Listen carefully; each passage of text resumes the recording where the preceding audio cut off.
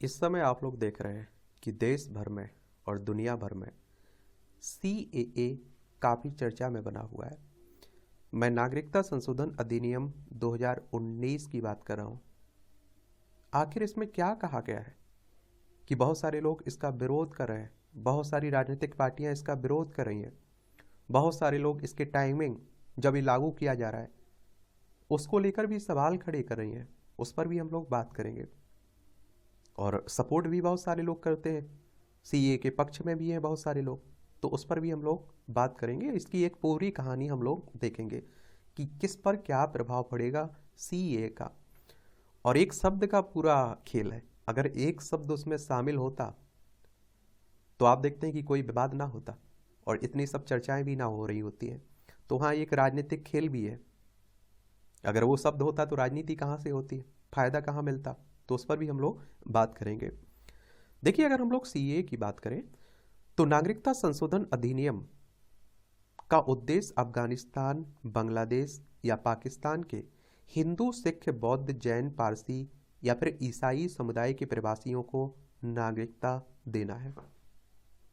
अब आप कहोगे कि इसमें मुस्लिमों को शामिल नहीं किया गया है, यही तो विवाद का कारण भी है। आप सभी जानते हैं कि देखिए, पाकिस्तान हमारा हिस्सा था 1947 तक, लेकिन 1947 में हमसे आज़ाद हो गया और ये कहा जाता है कि बहुत सारे हिंदू वहाँ गए हुए थे जिनकी संख्या आज के समय में ना के बराबर बची हुई है। और बहुत सारे लोग कहते हैं कि या तो उनका धर्म परिवर्तन करवा दिया गया या उन्हें इतना प्रताड़ित किया गया कि वो देश छोड़कर, पाकिस्तान छोड़कर भारत में आ गए। तो उन्हीं लोगों को नागरिकता देने की बात भी हो रही है।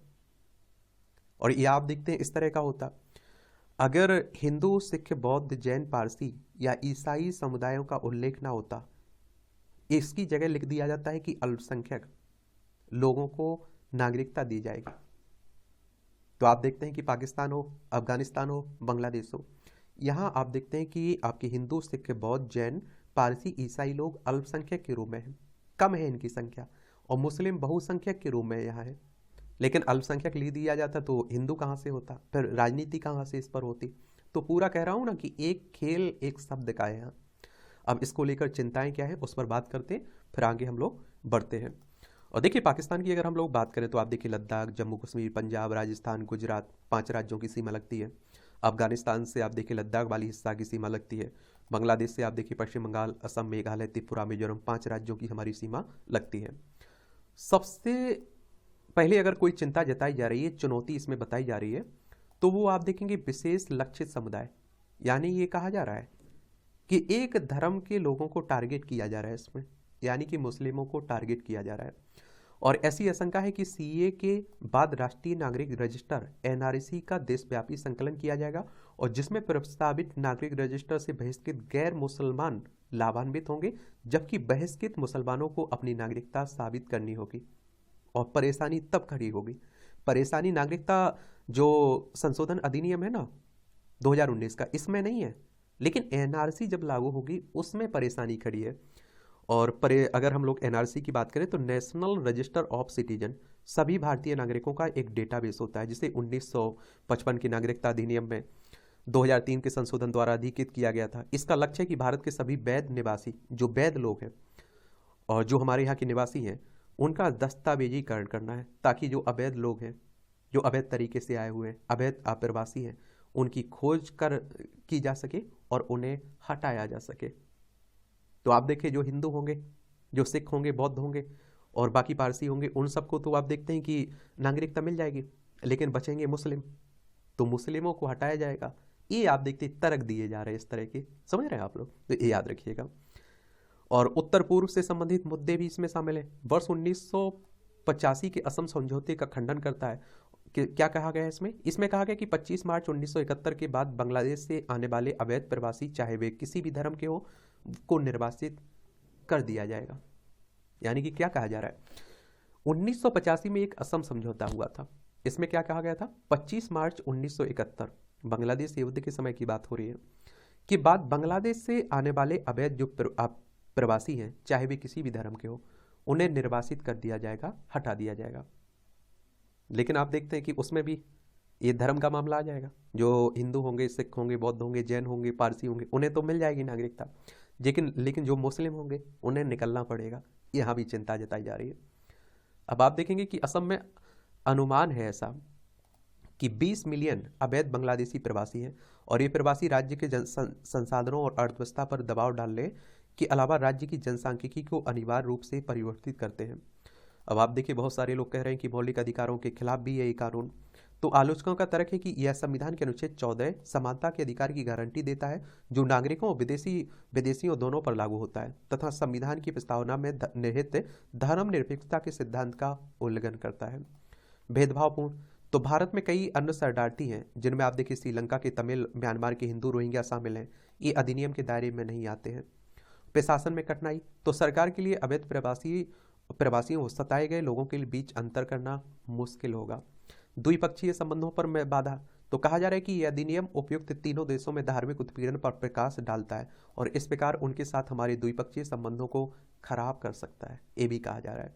अब आप देखिए कि सरकार की तरफ से क्या कहा जा रहा है, गृह मंत्रालय की तरफ से क्या कहा जा रहा है। तो उसकी तरफ से कहा गया कि भारतीय नागरिकों पर लागू नहीं होगा। CAA भारतीय नागरिकों पर लागू नहीं होता है, ये बात जान लीजिए। इसलिए किसी तरह से किसी भी भारतीय नागरिक के अधिकार को समाप्त या कम नहीं करता है। जो भारतीय नागरिक हैं उन्हें इनसे डरने की जरूरत नहीं है। भारतीय नागरिकता प्राप्त करने की कानूनी प्रक्रिया अपरिवर्तित रहेगी। अगर किसी मुस्लिम को भी नागरिकता भारत की लेना है तो जो आप देखते प्रक्रिया है उसके तहत आप ले सकते हैं। इसके अलावा नागरिकता अधिनियम 1955 में प्रदान की गई किसी भी श्रेणी के किसी विदेशी द्वारा भारतीय नागरिकता प्राप्त करने की वर्तमान कानूनी प्रक्रिया परिचालन में है और CAA इस कानूनी स्थिति में किसी भी तरह से संशोधन या परिवर्तन नहीं करता है। और अतः किसी भी देश के किसी भी धर्म के कानूनी प्रवासियों के पंजीकरण या देशीकरण के लिए कानून में पहले से प्रदान की गई पात्रता शर्तों को पूरा करने के बाद भारतीय नागरिकता प्राप्त की जा सकती है। और पूर्वोत्तर भारत से संबंधित मुद्दों को सुलझाना, वार्षिक रिपोर्ट में एक बार फिर पूर्वोत्तर में कानून को लेकर आशंकाओं को दूर करने का प्रयास किया गया, जिसमें कहा गया है कि संविधान की 6ठी अनुसूची के तहत क्षेत्रों इनर लाइन परमिट शासन के तहत आने वाले क्षेत्रों को शामिल करने से क्षेत्र की स्वदेशी और आदिवासी आबादी की सुरक्षा सुनिश्चित हो सकती है। जो वहाँ से आप देखते हैं कि वहाँ आप्रवासी बाहरी लोग आ जा रहे हैं, उन पर भी रोक लगेगी, ऐसा कहा जा रहा है। और सरकार की तरफ से कहा जा रहा है कि अगर किसी मुस्लिम को लगता है कि भारत की नागरिकता लेनी है तो 1955 का जो नागरिकता अधिनियम है ना, उसके तहत ले सकते हैं, उस पर कोई रोक नहीं है। समझ रहे हैं आप लोग? तो ये पूरी कहानी है। अब इससे जुड़े हुए कुछ सवाल हैं आप लोगों के, उन्हें जान लीजिए। और मैंने कहा ना कि टाइमिंग को लेकर अगर बात करें तो आप सभी जानते हैं कि हमारे देश में कोई भी मुद्दा हो, राजनीति तो होती ही उस पर है। और आप सभी जानते हैं कि 24 में अभी लोकसभा चुनाव है आगे, तो राजनीति होगी, स्वाभाविक सी बात है। और बीजेपी फायदा उठाएगी, सत्ता पक्ष फायदा उठाएगी, क्यों ना उठाए, ये भी नॉर्मल सी बात है। तो 543 सीटें हैं लोकसभा में और लोकसभा चुनाव डायरेक्ट जनता के द्वारा होता है, मतदाताओं के द्वारा। और आप सभी जानते हैं कि अगर आपकी उम्र 18 साल हो चुकी है तो वोटर सूची में आपका नाम जुड़ चुका होगा, आप वोट डालने भी जाते होंगे।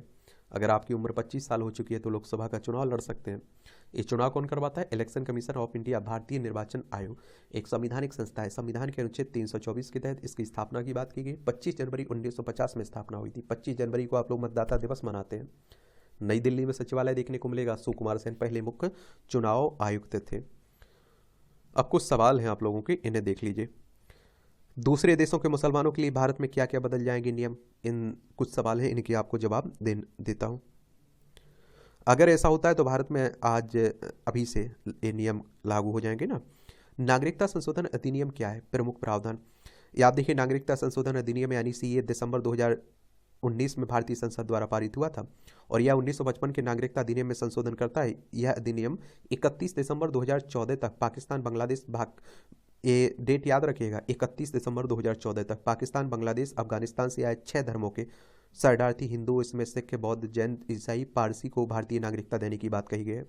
आसान भाषा में अगर हम समझें तो इस कानून के तहत भारत अपने 3 पड़ोसी मुल्क और मुस्लिम बहुल देश से आए उन लोगों को भारतीय नागरिकता देगा जो साल 2014 तक किसी न किसी प्रताड़ना का शिकार होकर भारत आकर बसे हैं। इसमें मुस्लिम शामिल नहीं है, याद रखिएगा। और CAA के अनुसार इन 3 देशों से भारत आए लोगों को नागरिकता लेने के लिए किसी तरह के कोई दस्तावेज देने की जरूरत नहीं होगी। और इतना ही नहीं, कानून के तहत इन 6 अल्पसंख्यकों को नागरिकता मिलते ही मौलिक अधिकार भी मिल जाएंगे। हालांकि CAA से मुसलमानों को बाहर रखा गया, इसीलिए विरोध भी हो रहा है। भारतीय नागरिकता कानून 1955 में अब तक 6 बार संशोधन हो चुका है। 1986 में, 1992 में, 2003 में, 2005 में, 2015 में, 2019 में। पहले किसी को भी भारतीय नागरिकता लेने के लिए 11 साल तक भारत में रहना जरूरी था। नए संशोधन कानून में यह अवधि घटाकर 6 साल कर दी गई। और बात दूसरा सवाल आप लोगों का ये है, सीए लागू करने के लिए भारत सरकार ने क्या तर्क है। तो यह बिल जब संसद से पारित किया गया था उस वक्त ही भारत के अलग अलग हिस्सों में मुस्लिमों ने इसका कड़ा विरोध किया था। लेकिन अमित शाह साहब ने सीए किसी की नागरिकता छीनने का कानून नहीं है, उन्होंने साफ कहा था।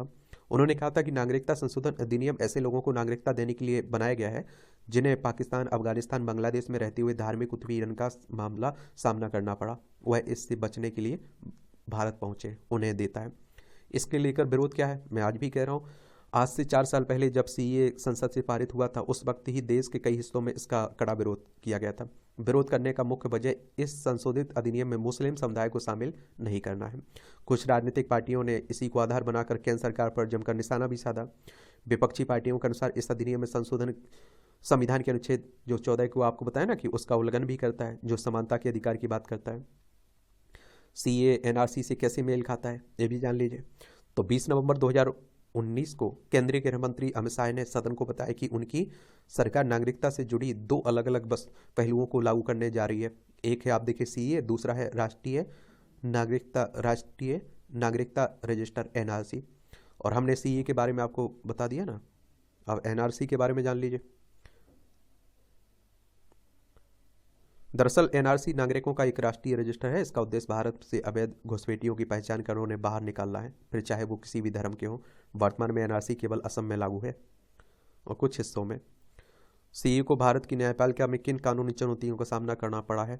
सीए को भारत की न्यायपालिका में कई कानूनी चुनौतियों का सामना करना पड़ा। विभिन्न अदालतों में दायर याचिकाओं में इसकी संवैधानिकता पर सवाल उठाए गए और आलोचकों का तर्क है कि सीए भारतीय संविधान द्वारा गारंटीकृत मौलिक अधिकारों का उल्लंघन करता है, जिससे में समानता और गैर भेदभाव का अधिकार भी शामिल है। जबकि कुछ याचिकाएं खारिज कर दी गई, कुछ अभी भी अदालतों में लंबित है, फैसले का इंतजार कर रही हैं।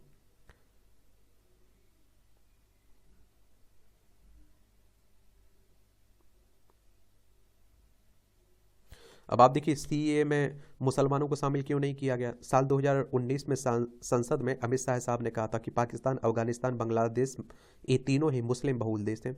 वहाँ ज़्यादातर मुस्लिम धर्म के लोगों के रहने का कारण उनका उत्पीड़न नहीं होता है, जबकि इन्हीं देशों में हिंदुओं और अन्य समुदायों का धर्म के आधार पर उत्पीड़न किया जाता है। यही कारण है कि इन देशों के मुस्लिमों को सिटीजनशिप अमेंडमेंट एक्ट सीए में शामिल नहीं किया गया है। और अमित शाह साहब ने यह भी कहा था कि मुसलमानों को इसमें शामिल नहीं किया गया, फिर भी वह नागरिकता के लिए आवेदन कर सकते हैं और जिस पर सरकार विचार भी कर सकती है। क्या सीए से भारतीय नागरिकों पर कोई असर पड़ेगा। तो सीए भारतीय नागरिकों को प्रभावित नहीं करेगा, क्योंकि इस अधिनियम से भारत के नागरिकों का कोई सरोकार नहीं है। संविधान के तहत भारतीयों को नागरिकता का अधिकार है, उनसे अधिकार सीए या कोई कानून नहीं छीन सकता है, ये भी याद रखिएगा।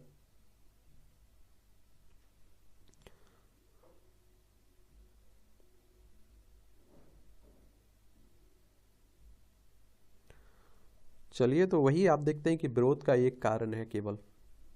वो कारण क्या है, वो कारण है मुस्लिमों को शामिल ना किया जाना, और दूसरा कारण नहीं है। और देखिए हर पार्टी राजनीति करती है। अगर आप सोचिए जो सत्ता पक्ष है उसने अल्पसंख्यक शब्द लिख दिया होता तो कहते भैया हम तो अल्पसंख्यकों को लिए लाए हुए हैं। विरोध करने वाले तब भी विरोध करते। फिलहाल यही याद रखिएगा।